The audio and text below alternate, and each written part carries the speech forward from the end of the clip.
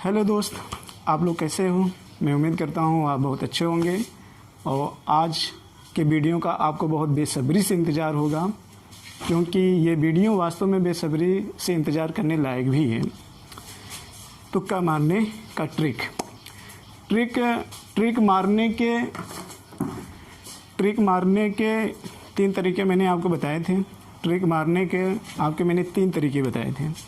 एक तो मैंने आपको ये बताया था कि समय का प्रबंधन कैसे किया जाना चाहिए, और दूसरा मैंने ये बताया हूँ कि तुक्का मारने की ट्रिक कैसे होनी चाहिए, और तीसरा जो है वह ये है कि सिलेबस तैयार करने का ट्रिक कैसा होना चाहिए। सिलेबस तैयार करने का ट्रिक कैसा होना चाहिए। तो समय प्रबंधन कैसा होना चाहिए, इसके लिए कौन कौन से ट्रिक अपनाने चाहिए, कैसे कैसे आपको व्यवस्था करनी होगी, उसके लिए कल मैंने इसके बारे में बताया था। तो इसलिए इसके बारे में हम विशेष चर्चा नहीं करेंगे। इस वीडियो को देखने से पहले आप इसका दूसरा वीडियो देखिएगा, वैकल्पिक प्रश्नों में सफल होने के लिए ट्रिक, और ये सभी प्रतियोगी परीक्षाओं के लिए महत्वपूर्ण है, इस बात को समझिएगा। और दूसरा, तुक्का मारने की ट्रिक में हमने आपको कुछ बातें उस दिन बता दी थी, तो उसके आगे का चरण हम प्रारंभ करने जा रहे हैं। इसको बहुत ध्यान से सुनिएगा। ध्यान से इसलिए सुनिएगा मित्र, क्योंकि यह वीडियो इतना ज़्यादा इम्पोर्टेंट है आपके लिए, इतना ज़्यादा इम्पोर्टेंट है कि ये जो आपसे सीनियर 2 साल होंगे उनके बराबरी आप कर लोगे। इसका मतलब क्या? इसका मतलब ये है कि लगभग ये वीडियो देखने के बाद सामान्य विद्यार्थी के अपेक्षा आपको जो मेहनत करनी होगी वैकल्पिक प्रश्नों में, वो 30% कम करनी पड़ेगी। कितने परसेंट कम करनी पड़ेगी? 30% कम करनी पड़ेगी। कैसे करनी पड़ेगी वो चीज़ आप यहाँ देखोगे। कैसे 30% आप कम कर पाओगे? तो देखिए, हाँ, एक चीज़ और मैं आपको ये बता देना चाहता हूँ कि मैं ऐसा क्यों कर रहा हूँ। मैं ऐसा इसलिए कर रहा हूँ कि ताकि जो ग्रामीण क्षेत्र से जुड़े हुए विद्यार्थी हैं, जो बड़े बड़े सिटी में नहीं जा पाते हैं, या जिनके पास अनुभवी लोग नहीं हैं, या जिनके पास वो आर्थिक संसाधन उपलब्ध नहीं हैं जिससे कि वो बड़े सिटी में जाकर तैयारी कर सकें, तो ऐसे विद्यार्थियों के लिए उनके अंदर आत्मविश्वास जगाकर उनको मनोबल को बढ़ाने का प्रयास किया जाएगा, ताकि आपका मनोबल बढ़े। और जब आपका मनोबल बढ़ेगा तो उस एग्ज़ाम के प्रति आपकी रुचि बढ़ेगी। हालांकि ये चीज़ मैंने पहले भी बता दिया था, लेकिन फिर से आपकी चेतना को रिवाइज करने के लिए ये चीज़ें यहाँ पे बताना थोड़ा ज़रूरी था। तो आइए देखते हैं कि तुक्का मारने के लिए कौन सी ट्रिक अपनानी चाहिए और ये कितना कारगर साबित होगी। इस बात का निर्णय आपको ही लेना होगा, और कैसे लेंगे ये भी मैं आपको बता दूंगा। आइए शुरू करते हैं। देखिए, तुक्का मारने की ट्रिक में सबसे पहले आप ये ध्यान रखिए कि जो प्रश्न मॉडल पेपर आप सॉल्व कर रहे हो उनमें जो प्रश्नों की संख्या है वो लगभग 150 होती है। अब 150 प्रश्नों में A, B, C और D करके 4 विकल्प आते हैं, और जब भी आप विगत परीक्षाओं के मॉडल पेपर जब सॉल्व करोगे तो उसमें जो रेशियो रहता है हर विकल्प का अपने आप में, वो 32 से 45 के बीच में रहता है। इसका क्या मतलब?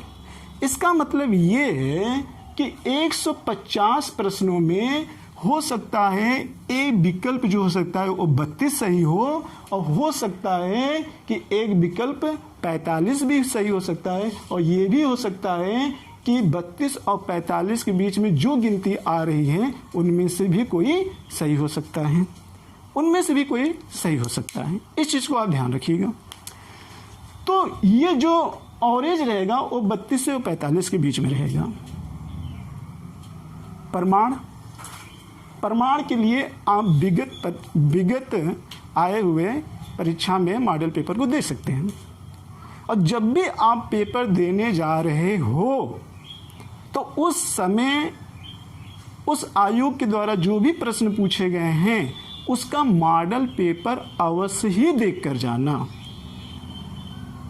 ये नहीं कि जो विभिन्न प्रकार के कोचिंग संस्थानों में आपको अवेलेबल करवाया जा रहा है वो देखना, मैं ये नहीं कह रहा मत देखना, लेकिन सबसे बड़ी प्राथमिकता ये होगी कि आयोग के द्वारा जो मॉडल प्रश्न पत्र प्रस्तुत किया गया है वो देखिएगा। उससे आपको एक तरीके से सिलेबस के अनुमान के बारे में भी पता चलेगा और प्रश्न के नेचर के भी बारे में पता चलेगा, और ये भी पता चलेगा कि सर जो बता रहे हैं क्या ये सही है, क्या ये गलत है, आपको ये भी पता चल जाएगा। इसलिए आप जाते समय ये क्रिया तो जरूर करके जाइएगा, इससे आपको बहुत लाभ होगा। और आपको ही सिद्ध करना है कि जो मैं ट्रिक बताने वाला हूं क्या ये सही है क्या गलत है, सिद्ध करने का प्रयास आपका है, आइडिया देने का विचार मेरा है, ये मैं आइडिया दूंगा। आइए देखते हैं। देखिए, विकल्प संबंधित निर्णय कैसे लिया जाए। विकल्प संबंधित निर्णय आप कैसे लोगे, विकल्प संबंधित आप निर्णय कैसे लोगे, ध्यान से सुनना। प्रश्न सॉल्व करते समय 150 जो प्रश्न आते हैं, पहले से आपके दिमाग में 4 टाइप के विचार आने चाहिए किसी प्रश्न को लेकर। किसी एक प्रश्न का मतलब 150 प्रश्नों को लेकर आपके मन में 4 विचार आने चाहिए एक एक प्रश्न को लेकर। वो 4 विचार क्या हैं। पहला विचार कि आप जो प्रश्न इसमें से सॉल्व कर रहे हो उसमें से आप कितने प्रश्न पर 100% श्योर हो, कितने परसेंट 100% श्योर हो, इस चीज का एहसास आपको जबरदस्त होना चाहिए। अब श्योर कैसे होगे, ये आपका आत्मविश्वास के ऊपर डिपेंड करता है कि आपके आत्मविश्वास कितना है, आपने कितने अच्छे तरीके से गुणात्मक रूप से पढ़ा है, मन से पढ़ा है, लगन से पढ़ा है, रुचि से पढ़ा है। तभी आप किसी प्रश्न को सॉल्व करते समय आपको ये लगेगा कि हम इस प्रश्न में 100% श्योर हैं। अगर आप ऐसा कर पाते हो तो आप 150 प्रश्नों को सॉल्व करते समय जिस पर 100% श्योर हो उस प्रश्नों की गिनती कर लेना। तो मैं मान लेता हूं कि अगर 150 प्रश्न में आपको क्वालिफाई करना है, आपको मेरिट बनाना है, अगर मेरिट 110 जाती है, 110 जाती है, और मैं कहता हूं कि 30% आप समान विद्यार्थियों की अपेक्षा कम मेहनत करनी पड़ेगी अगर आप ये ट्रिक ध्यान से सुन लोगे। तुक्का मारने की विधि, तुक्का भाग्य पर आधारित नहीं होता है, उसमें बहुत बड़ा नुकसान भी हो सकता है, बहुत बड़ा फायदा भी हो सकता है। भाग्य के भरोसे मत बैठो। और जो मैं तुक्का बता रहा हूं ये भाग्य के पर आधारित नहीं है, ये अनुभव पर आधारित है जो आपके लिए देने का प्रयास किया जा रहा है। तो देखते हैं यहां पे आप 150 प्रश्न में 110 मेरिट यानी कि 110 प्रश्न लाना है आपको पास होने में। और आपकी कैपेसिटी कितनी है कि मैं मानता हूं कि आपकी कैपेसिटी ये थी पहले कि आप एग्जाम देते थे तो 150 प्रश्न में आपको 70 प्रश्न मान लेते थे आते थे, और आप ज़्यादा से ज़्यादा और मेरिट मान लेते हैं 110 जाती थी, तो आप तुक्का मार के ज़्यादा से ज़्यादा 70 से आप 20 हो सकते थे या 15 हो सकते थे, इससे ज़्यादा नहीं हो सकते थे, यानी 85 तक ही सीमित रह जाते थे। मैं ये कहता हूं कि अगर आप 150 में से 85 प्रश्न करो, 110 नहीं, सिर्फ आपको 85 और 90 प्रश्न आते हो, सिर्फ 85 और 90 प्रश्न, तो इस 85-90 प्रश्न में कॉन्फिडेंस होने के बाद आपको 30 प्रश्न का फायदा आसानी के साथ हो सकता है। कैसे हो सकता है? हालांकि 90 में 20 जोड़ दोगे तो 110 आ जाएगा, लेकिन मैं बता रहा हूं 30 प्रश्न यानी कि 10 प्रश्न और एक्स्ट्रा यानी कि 120 प्रश्न सही हो सकते हैं।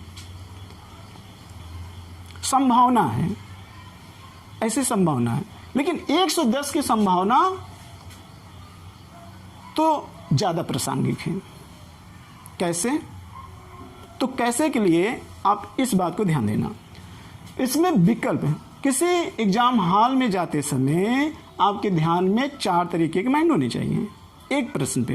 कैसे कि आप वो प्रश्न को देखिएगा जिस पर आप 100% श्योर हो। पहला तो ये दिमाग सेटअप कर लेना। दूसरा, आप प्रश्नों को सॉल्व करते समय ये देखिएगा कि किस प्रश्न में हमारा 50% सही हो रहा है। 50% का मतलब एक तरीके से 50% सही हो रहा है और 50% गलत होने का मतलब कि आपको ये पता है चारों विकल्प से कि 2 विकल्प में तो जान रहा हूं, बाकी 2 विकल्प में मैं कंफ्यूज हूं कि इन दोनों विकल्प में से कौन सही होगा। 2 विकल्प मैंने छाड़ दिया कि ये तो नहीं होगा, ऐसा मैंने छाड़ दिया, ये नहीं होगा। सपोज करिए ये नहीं होगा तो इसका मतलब आप 2 प्रश्नों के विकल्प में आप फंस गए। तो इसका मतलब कि अगर आप तुक्का मारोगे तो ये संभावना हो सकती है, बजरंगबली का नाम लेकर, कि हो सकता है कि 50% सही हो जाए, यानी कि जो आप तुक्का मारे सही हो जाए, और ये भी हो सकता है कि वो 50% गलत भी हो जा सकता है, वो भी गलत हो सकता है। तो ऐसे स्थिति में क्या बजरंगबली का नाम लेकर मानना चाहिए? नहीं। इस तुक्के को, इस तरह के प्रश्नों को कैसे आप सॉल्व करेंगे, अभी मैं इसके बारे में बताऊंगा। तो पहला आपके दिमाग में ये आना चाहिए कि 150 प्रश्न में से कितने प्रश्न ऐसे हैं कि जिनमें मैं एकदम 100% श्योर हूं और ये प्रश्न मेरा सही होगा। दूसरी बात को आप ये ध्यान में रखना होगा कि ऐसे कितने विकल्प में हैं जिसमें से मैं ये निर्णय ले लिया कि 2 गलत हैं और इन 2 में से मैं फंसा हूं कि इन 2 विकल्प में से कौन सही है और कौन गलत है। तीसरा आपको निर्णय लेना पड़ता है। 150 प्रश्न में कुछ प्रश्न ऐसे होते हैं उस विकल्प में कि आपको तीसरे टाइप का निर्णय लेना पड़ता है। और वो तीसरे टाइप का निर्णय कौन सा है? वो तीसरे टाइप का निर्णय ये कि आपको सिर्फ ये पता है कि चारों विकल्प में से सिर्फ मैं एक विकल्प के ही बारे में जानता हूं कि इस चारों विकल्प में जो विकल्प रखा गया है या तो वह गलत है या तो वह सही है। बाकी 3 विकल्प के बारे में मैं नहीं जानता हूं। कि वो सही है या गलत है, लेकिन एक विकल्प के बारे में जानता हूं कि वो सही है। तो इसका मतलब यहां संभावना, यानी कि इस प्रकार के प्रश्न के विकल्प में सही होने की संभावना सिर्फ 25% है, सिर्फ 25% है। इसका मतलब यहां पर रिस्क लेने की संभावना कितनी होगी? 75%। रिस्क होने की संभावना 75% होगी। माइनस मार्किंग होगा तो बहुत बड़ा खतरा उठाना पड़ेगा। आप खतरा नहीं उठा सकते हो।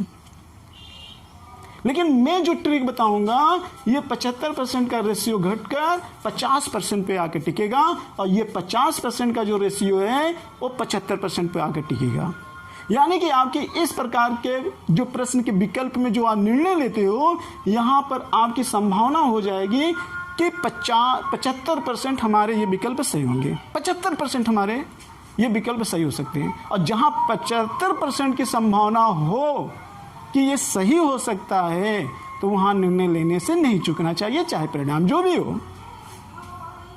क्योंकि मैं समान विद्यार्थी के बारे में बात करता हूं। अगर वो 2 साल की तैयारी कर चुका हो, 3 साल की तैयारी कर चुका हो और वो फार्म अप्लाई कर रहा हो, तो इस टाइप पे 90 प्रश्न सही करने के बाद वो 110 कैसे अचीव कर सकता है, 5 साल तैयारी करने वाले विद्यार्थियों को कैसे टक्कर दे सकता है, उसके बारे में बताया जा रहा है।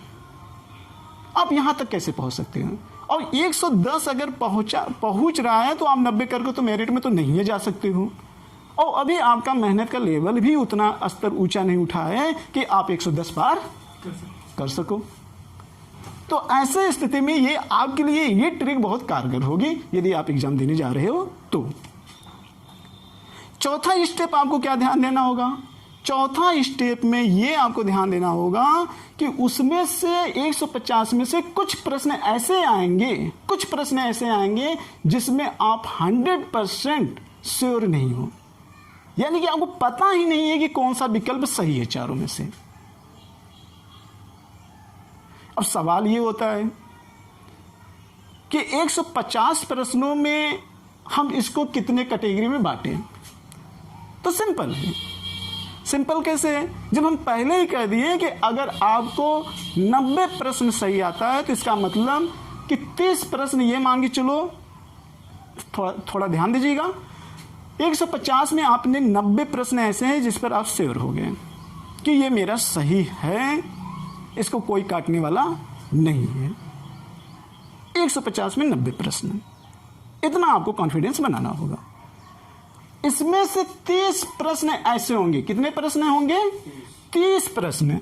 30 प्रश्न ऐसे होंगे जिसमें आप विकल्प लेकर कंफ्यूज हो सकते हो।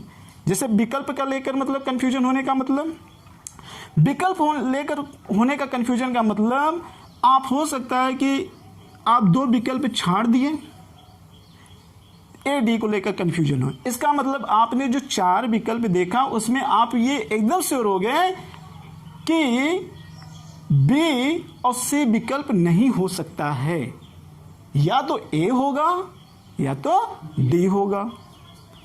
अब इसमें आप कैसे निर्णय लोगे? तो कैसे निर्णय लोगे वो भी मैं बताऊंगा, सिर्फ ध्यान से सुनते जाना आप, सिर्फ ध्यान से। या तो ए सही होगा या तो डी। देखिए बी और सी नहीं सही होगा, इतना मैं जानता हूं, यानी कि 50% आप जानते हो इस टाइप के प्रश्न जो 30 प्रश्न हैं। बाकी 90 प्रश्न में तो आप क्लियर कर लिए कि ये सही है, लेकिन 30 प्रश्न जो आगे के बच रहे हैं उसमें आप 50% पे अटक रहे हो, या तो ये होगा या तो ये होगा, लेकिन ये दोनों नहीं होंगे, ये दोनों नहीं होंगे। इसी तरीके से या तो बी और सी सही होगा, लेकिन मैं ये जानता हूं कि ए डी नहीं सही होगा, या तो बी सही होगा या तो सी सही होगा। विकल्प की मैं बात कर रहा हूं, मैं विकल्प की बात कर रहा हूं, या तो बी सही होगा या तो बी या तो सी सही होगा, लेकिन ए डी नहीं होगा। इसी तरीके के आपको ये विकल्प कंफ्यूजन की स्थिति में डाल सकता है। इतने टाइप के विकल्प आपको कंफ्यूजन में डाल सकता है। इस चीज को आप ध्यान से देखिएगा, आपको कंफ्यूजन की स्थिति में डाल सकता है, भ्रम की स्थिति में डाल सकता है। इसके पहले वाले वीडियो में मैंने भ्रम पे बहुत चर्चा की है, और वो भ्रम की स्थिति जो मैं बताया हूं वो मोटिवेशनल है। अगर आप अपने आप को रफ्तार देना चाहते हो तो मेरा पहले वाला वीडियो आप सुनिएगा, उसी से प्रेरणा लेकर आप अपने आप को रफ्तार दे सकते हो।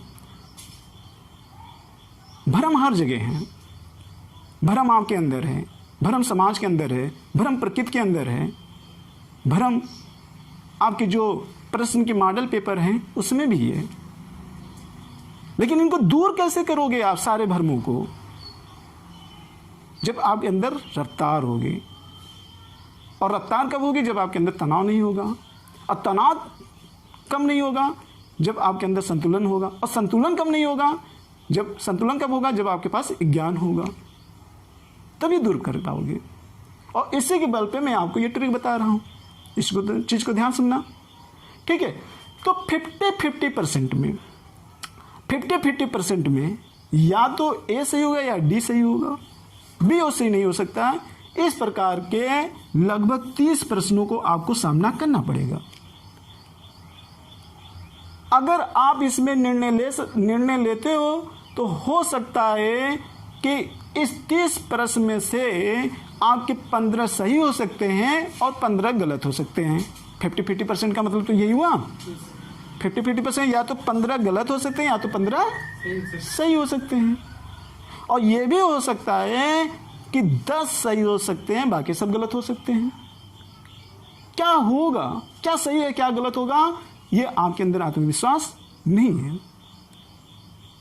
लेकिन जो मैं ट्रिक बताऊंगा आप उस पर ये निश्चित हो जाएंगे कि आपका 75% सही होने की संभावना है। यानी कि 75% का मतलब मैं ये मान के चलता हूं 30 में से लगभग 20 और 22 प्रश्न सही होने की संभावना होगी।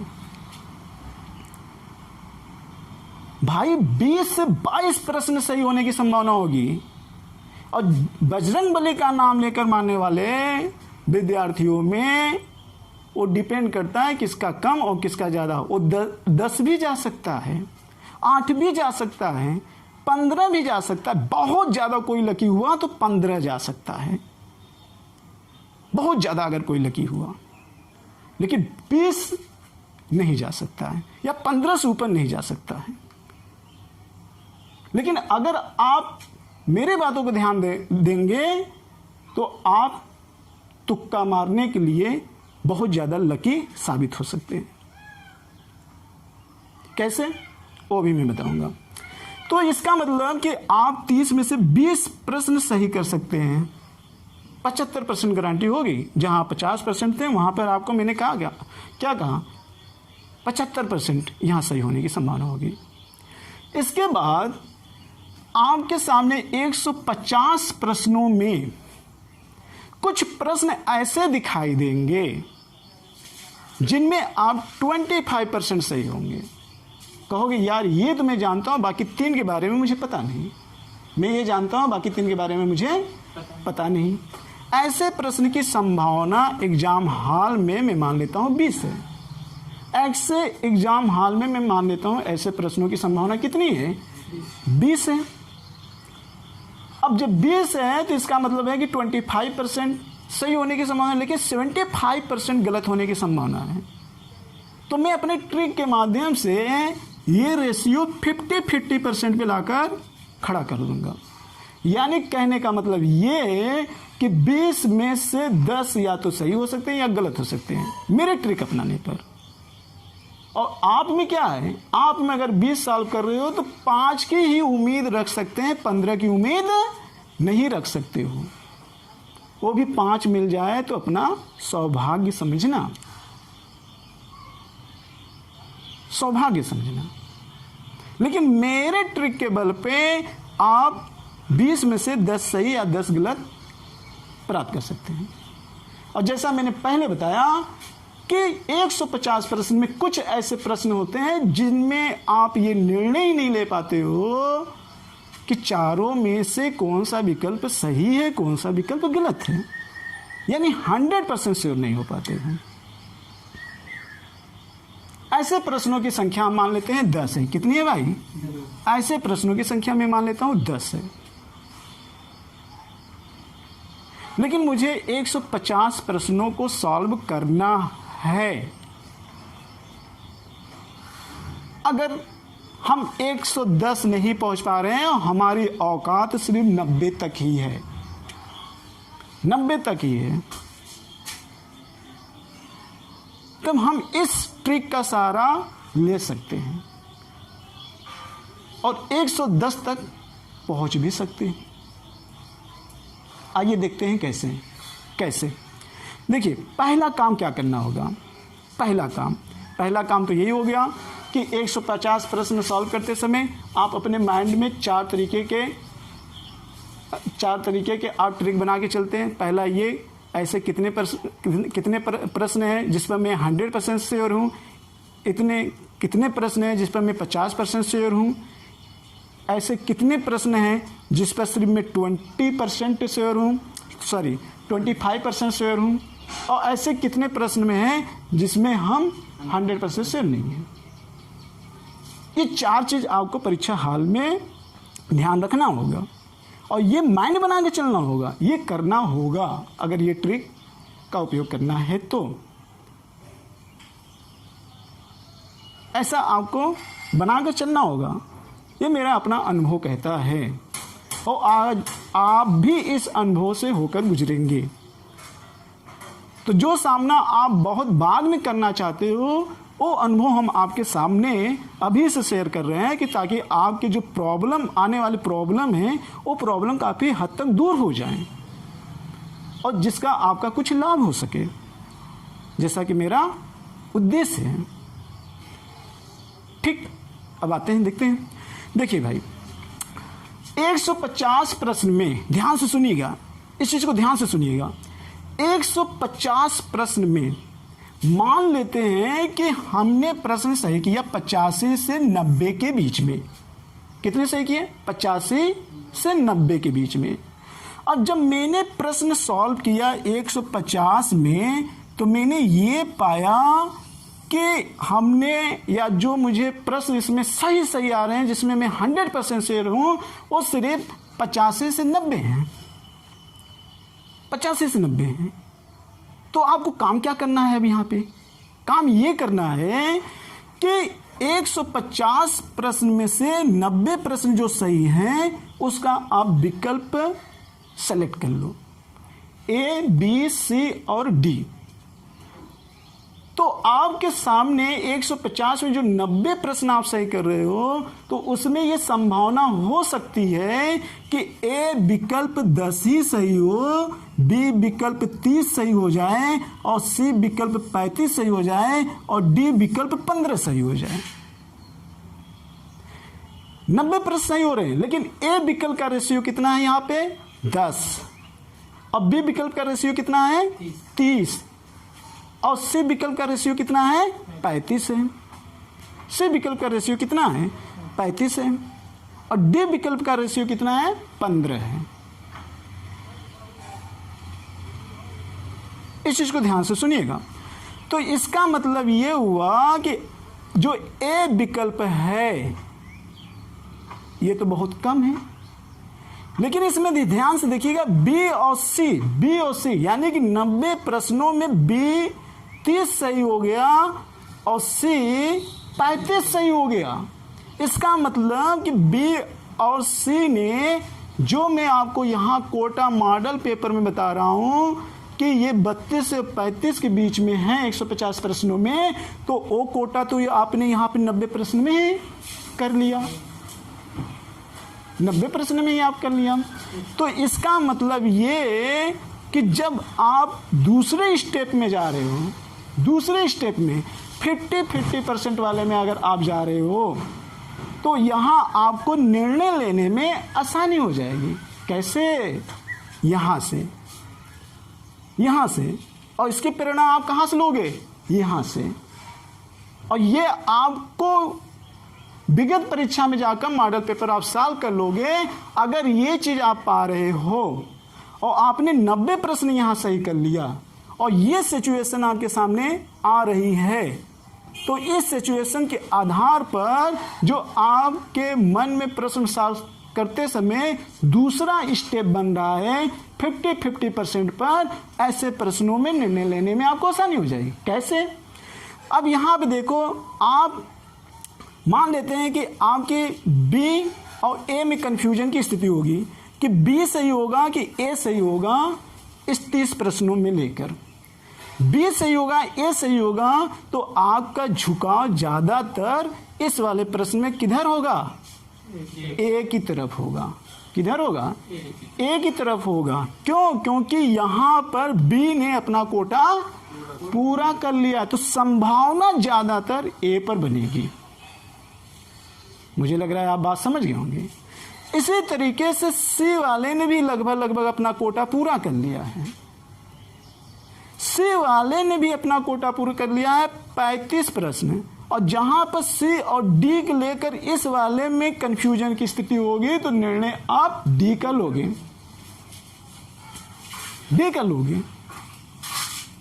तो इस तरीके जो आपके अंदर भ्रम की स्थिति थी वो दूर हो गई आपके सिर्फ 90 प्रश्न के सही सॉल्व करने की वजह से।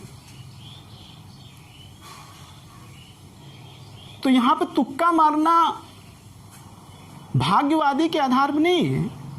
यहां जो आप तुक्का मार रहे हो वो कर्म की ही पूंजी है, जो इतने मॉडल पेपरों को सॉल्व करने के बाद इस निष्कर्ष तक पहुंचा है कि तुक्का कैसे लगाया जा सके। कैसे तुक्का लगाया जा सके?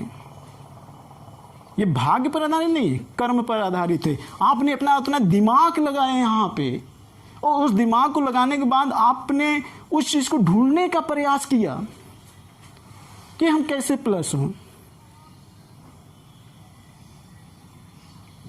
देख लीजिए किसी यूट्यूब पर अगर इस तरीके का आपको कोई ट्रिक बताया हो तो कमेंट करके मुझे बताइएगा। आगे देखते हैं, फिर उसके बाद हम आते हैं यहां पर। देखिएगा, आपको अगर ये फंडा अपनाते हो तो मैं यकीन के साथ कहता हूं कि आपको 30 प्रश्न में से 20 प्रश्न सही होने की संभावना है, 75%। लेकिन अगर आप भाग्य के आधार पर तुक्का मारते तो मैंने जैसे कहा बहुत ज़्यादा लकी होते तब 50% पे जाते, वरना आप 50% पे नहीं पहुंच पाओगे। लेकिन इस मेथड से और इस प्रोसेस को अपनाने के बाद, ये मेथड अप्लाई करने के बाद आपको 75% का यहां पे लाभ हो गया। क्लियर? यहां तो क्लियर हो गया होगा। अब आपको क्या करना है, 90 प्रश्न आप शेयर हो गए, 30 प्रश्न यहां ले लिया आपने, 90 और 30 कितना हो गया, 120। 120 प्रश्न में आपके लगभग प्रश्न कितने सही हो गए, 110। 110 प्रश्न यहां पे सही हो गए। अब 110 प्रश्न का वही चीज आपको यहां पर करना होगा, जैसे यहां जिस तरीके से यहां पे किए हैं उसी तरीके से यहां पे भी करना होगा, वही प्रोसेस अपनाना होगा। अब फिर वो प्रोसेस 110 को अपनाकर इस रेशियो को आप ध्यान में मिला लीजिएगा, और जिसको हम तीसरे वाले स्टेप में अपनाएंगे।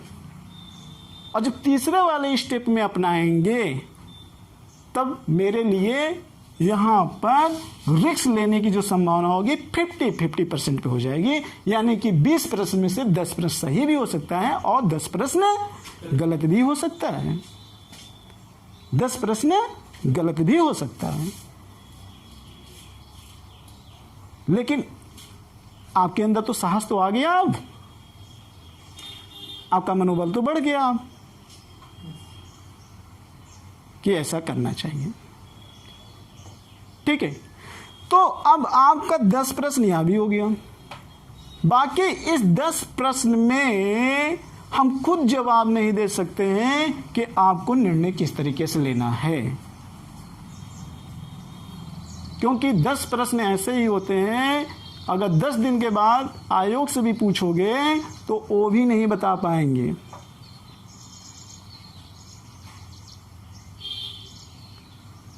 लेकिन हाँ, यहां तक की स्थिति के बारे में आपको इस स्टेप से जाना पड़ेगा। तो आप देखोगे इस तरीके के प्रोसेस अपनाने पर आप जहां 90 प्रश्न तक टिके रहते थे, अब आप वहां बढ़कर 110 प्रश्न तक पहुंच गए, 110 प्रश्न तक आप पहुंच गए। तो ये चीज आपको क्लियर होगी एक बार फिर थोड़ा सा सारांश में सुन लेते हैं। ट्रिक के लिए 3 प्रकार हैं मुख्य रूप से। एक आपको टाइम मैनेजमेंट, जैसा कि मैंने पिछले वाले वीडियो में बताया था कि 2 घंटे का जो समय है, उस 2 घंटे में एक सेकंड की बचत आप कैसे करें, इसके लिए मैंने आपको समय प्रबंधन में बताया। और ये जब कला आपको आ जाएगी, एग्जाम हॉल में टाइम मैनेजमेंट करने की कला आ जाएगी, तो इस समय का उपयोग आप तुक्का मारने में कर सकते हो भाई। क्यों? क्योंकि अनुपात मिलाने में ये सारे प्रोसेस में समय लगेगा। अगर आपने टाइम मैनेजमेंट करना सीख लिया तो तुक्का मारने में आसानी होगी। अगर आपने ये टाइम मैनेजमेंट नहीं सही तरीके से सीखा होगा तो इस तुक्का मारने में आपको काफी समय लग सकता है, हो सकता है कि आप पूरा प्रश्न कर भी ना पाओ। लेकिन ये कला आपको सीखनी होगी। इसलिए मैंने ये पहले अपने लेक्चर में कहा है कि वैकल्पिक प्रश्नों में सफल होने की कला कैसी होनी चाहिए, ट्रिक कैसी होनी चाहिए। तो उसके लिए 3 स्तरों से होकर गुजरना होता है। एक समय प्रबंधन, दूसरा तुक्का मारना, तीसरा सिलेबस की तैयारी कैसे की जाए। ये आने वाले समय पर इस पर कई तरीके की वीडियो बनेंगे, लेकिन जो भी बनेंगे वो बहुत ही इंटरेस्टिंग होंगे। तो तुक्का मारने के लिए इस चीज में मैंने आपको 4 स्टेप को ध्यान में रखकर बताया कि पहला प्रश्न सॉल्व करते समय ऐसे कितने प्रश्न हैं जिस पर आप 100% श्योर हो, ऐसे कितने प्रश्न हैं जिस पर आप 50% श्योर हो, ऐसे कितने प्रश्न हैं जिसमें आप 25% श्योर हो, ऐसे कितने प्रश्न हैं जिस पर आप 100% श्योर नहीं हो। जिस प्रश्न में आप श्योर हो वो 150 प्रश्नों का रेशियो देखते हुए उस शेयर प्रश्न यानी जो 90 प्रश्न सही हुए हैं उसका अनुपात मिला लेना, और उस अनुपात को मिलाने के बाद आप 50% वाले में एक तरीके से कंपेयर कर लेना, कंपेयर करके फिर निष्कर्ष तक पहुंच लेना, फिर वही स्टेप आपको तीसरे में करना होगा। इस तरीके से आप 90 प्रश्न से 110 प्रश्न पहुंच सकते हो। अब सवाल उठता है बुकलेट में, एक स्टेप में आपको और बता दे रहा हूं, उसको भी ध्यान से सुन लेना। एक प्रश्न को, जो प्रश्न का बुकलेट है, उस प्रश्न को सॉल्व करते समय आपको उत्तर पुस्तिका में कैसे विकल्प को सेट करना है, उसकी कैसी कला होनी चाहिए वो भी मैं बता दे रहा हूं।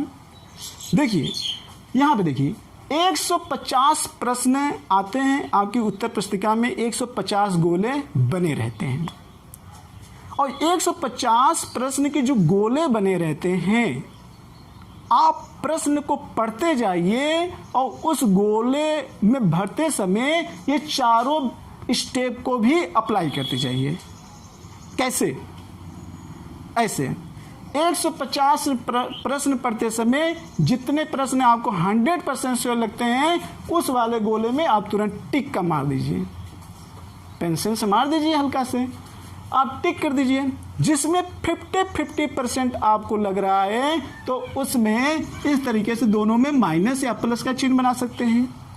दो तो आपने छाड़ दिया ना भाई, दो तो आपने छाड़ दिया, या तो ए सही होता है या तो डी सही होगा, लेकिन बी और सी नहीं सही होगा। तो इसका मतलब दो छाड़ दिए, तो जो विकल्प आपको लग रहा है कंफ्यूजन की स्थिति है उसमें आप क्या कर दो, माइनस का चिन्ह बना दो पेंसिल से। और जिसमें आपको लग रहा है कि ये सही है, ये सही होने का मतलब जो चार विकल्प दिया गया है इसमें से यही सही है या तो ये गलत है, यानी कि 25% आपको लग रहा है सही है तो उसमें क्रॉस का चिन्ह बना दो। और जिसमें आपको लग रहा है कि हम 100% श्योर नहीं है उस गोले को खाली छोड़ दो, उस गोले को क्या कर दो, खाली छोड़ दो। फिर उसके बाद आप क्या काम करना, उसके बाद ये तो आप प्रश्न सॉल्व करते समय उत्तर पुस्तिका में ये कर्म आपको तो करना पड़ेगा। उसके बाद आपको क्या करना पड़ेगा, उसके बाद जो सही है, जो सही प्रश्न है इसकी गिनती गिन लीजिए, इसकी काउंटिंग कर लीजिए। और इसके काउंटिंग करने के बाद इसमें ये देखिएगा कि कितने ए सही है, कितने बी सही है, कितने डी सही है। अब उसका अनुपात यहाँ पे मिला लेना। यहाँ पर मैंने सॉल्व कर लिया, मैंने 90 प्रश्न जो सॉल्व किए उसका अनुपात मिला लिया। मुझे अनुपात में ये नजर आया कि ए 10 सही है, बी 30 सही है और सी 35 सही है और डी 15 सही है। तो इसका मतलब ये हुआ कि जब दूसरा स्टेप में जब आपकी कंफ्यूजन की स्थिति है, आपने चॉइस कर लिया कि ये दो नहीं है लेकिन ये दो में से एक तो जरूर है, इस पर कैसे निर्णय लिया जाए, तो ये निर्णय इस प्रोसेस को अपना के ले सकते हो। इस प्रोसेस में पूरी इसलिए कारगर साबित होगी क्योंकि आपने विगत परीक्षाओं को सॉल्व पेपर सॉल्व किया है, उसमें आपको ये रेशियो मिला है। जब ये रेशियो मिला है और जब ये इनमें से ये कोटा आपके इस कोटे में पूरा हो जाता है तो इसका मतलब अब इसका कोटा बचा ही नहीं, तो इसका मतलब जो आप इसमें सही कंफ्यूजन हो यहाँ पर निर्णय लेने में आसानी हो जाएगी। बोलो भाई, लेने में यहाँ पे क्या हो जाएगी, आसानी हो जाएगी। अब जब यहाँ पे आपको उस तरीके का हिंट मिल गया, दोनों को आपने प्लस कर दिया, तो फिर विकल्प का अनुपात मिलाकर आप तीसरे में भी ले सकते हो। आधा गलत भी हो सकता है, आधा सही भी हो सकता है, लेकिन यहाँ पे सही होने के 75%, और जहाँ पे 75% होने की संभावना है वहाँ पे निर्णय ले लेना चाहिए वहाँ पे। हाँ, लेकिन 25% गलत भी हो सकते हैं, लेकिन संभावना बहुत कम है। क्यों? क्योंकि आपने बजरंगबली का नाम लेकर नहीं माना है। बजरंगबली के लड्डू चढ़ाकर प्रलोभन देकर, घूस देकर आप एग्जाम हॉल में नहीं बैठे हो, बल्कि हर दिन बजरंगबली की आस्था के नाम के साथ साथ प्रार्थना करते करते आपने उस तरीके से कर्म भी किया है। बजरंगबली प्रलोभन से प्रसन्न नहीं होते, बजरंगबली आपके प्रेम से प्रसन्न हुए हैं, और आपके प्रेम का ही प्रतिफल है कि आपको उन्होंने ये आइडिया दिया और जिस आइडिया के बल पर आप इस चीज को अंजाम दे रहे हो।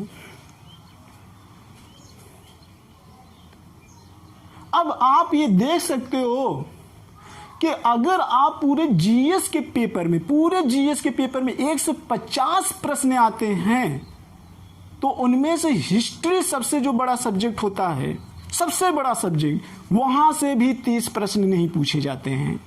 वहां का रेशियो 150 में 25 तक ही रहता है। जियोग्राफी का भी रेशियो उससे ही कम होता है। इसका मतलब क्या है?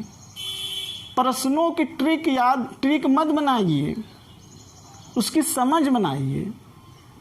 अब वो आपके कई मतलब कि न जाने कितने परिश्रम की आपने बचत कर ली, बहुत सारे परिश्रम की बचत हो गई। इस ट्रिक से अपने आप में एक सब्जेक्ट का नंबर मिल रहा है, और एक सब्जेक्ट में अच्छे तरीके से पकड़ बनाने के लिए अगर आप 8 घंटे की रफ्तार से प्रतिदिन पढ़ रहे हो तो मेरा मानना है जीएस के लेवल पर पकड़ बनाने के लिए कम से कम 6 महीने का समय लगता है। 6 महीने का समय लगता है। मैं सिर्फ प्री की बात नहीं कर रहा हूं, मैं प्री और मेंस दोनों की बात कर रहा हूं। अब बुकलेट उठाकर किसी ने आपको प्रदान कर दिया, बुकलेट पर किसी ने लेक्चर दे दिया, तो इसका मतलब ये मत समझना कि उसका विषय पूरी तरीके से तैयार है। किसी की कॉपी करके प्रेजेंटेशन कर देना और किसी को मेमोराइज कर देना, जमीन आसमान का अंतर होता है।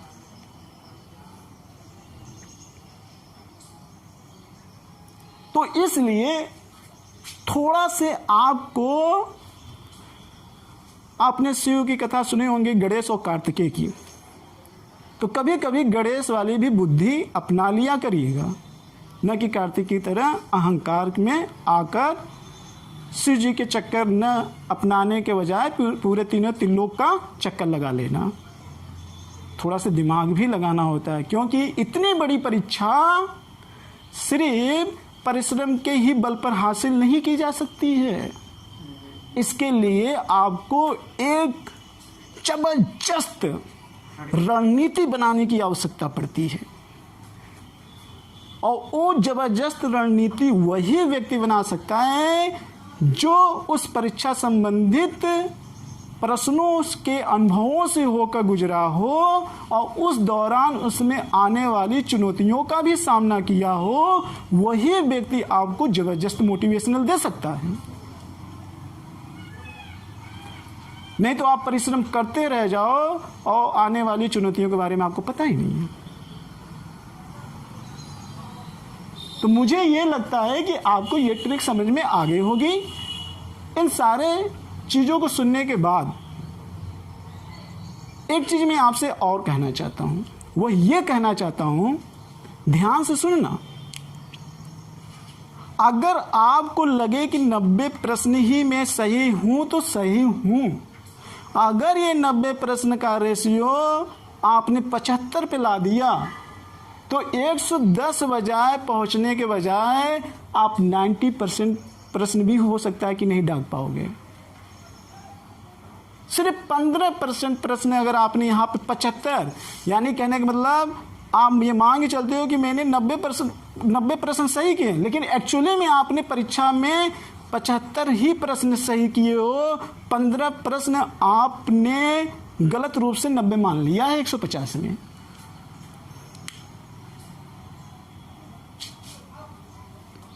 तब आपके लिए खतरा उत्पन्न हो जाएगा, तब खतरा उत्पन्न हो जाएगा। इसलिए मैंने पहले ही कहा कि जो 90 प्रश्न आप करते हो उसमें पूरी तरीके से आत्मविश्वास होना चाहिए। ये मैंने शुरू में ही बोल दिया। अगर आप ऐसा करते हो, हाँ 50 से 90 5 प्रश्न में अंतर में चलेगा, लेकिन 5 से 15 में हो जाओगे तो स्थिति उल्टी हो जाएगी, यानी दूसरे पे फेंका हुआ अस्त्र खुद पर उलटकर आके लग जाएगा। तो मेरे ऊपर आरोप मत लगाइएगा कि सर का बताया हुआ ट्रिक गलत हो गया। मेरे ऊपर आरोप मत लगाइएगा। मैंने पहले से लिए फोर्सली रूप से इस पर बल देकर बार बार इस चीज को फोकस किया हूं। अगर 90 आप सही हो तो 90 पे लेना, 5 का अंतर कर सकते हो, 5 का अंतर कर सकते। इसका आपको लाभ पूरी तरीके से मिलेगा। निश्चित रूप से मिलेगा,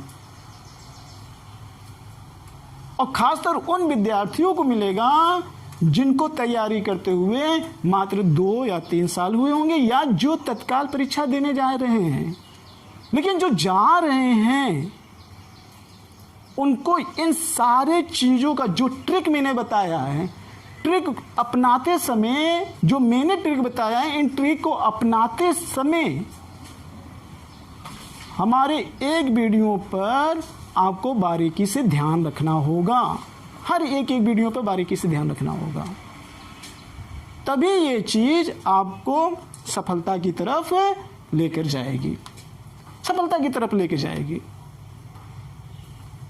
तो ये आपके 150 प्रश्नों में यहाँ तक जो आपको एग्ज़ाम क्वालिफाई कराने के लिए पर्याप्त होंगे, उसके लिए ये सारी चीज़ें बताई गई। इसके बाद जो एक तुक्का मारने की ट्रिक में एक स्टेप और है, वो मात्र आने वाले समय में 10 मिनट का रहेगा, 10 से 15 मिनट हो सकता है कि वो रहेगा, उस पर हम चर्चा करेंगे आने वाले समयों पे। तो आज का वीडियो यहीं तक। अगर अच्छा लगा होगा तो सब्सक्राइब ज़रूर करिएगा, और मेरा मनोबल बढ़ाने के लिए कमेंट भी करिएगा। लेकिन जो कमेंट करिएगा वो लॉजिकल होना चाहिए भाई। इसी के साथ जय हिंद, जय भारत।